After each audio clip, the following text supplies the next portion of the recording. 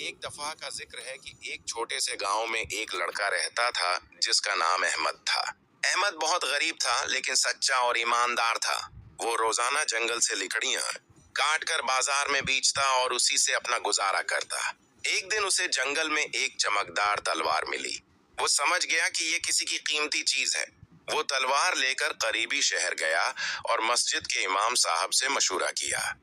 امام صاحب نے کہا، یہ امانت ہے، تمہیں کوشش کرنی چاہیے کہ اصل مالک کو لوٹاؤ۔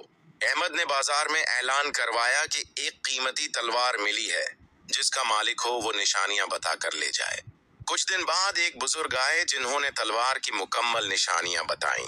احمد نے فوراً تلوار انہیں واپس کر دی۔ بزرگ دراصل ایک مشہور تاجر تھے۔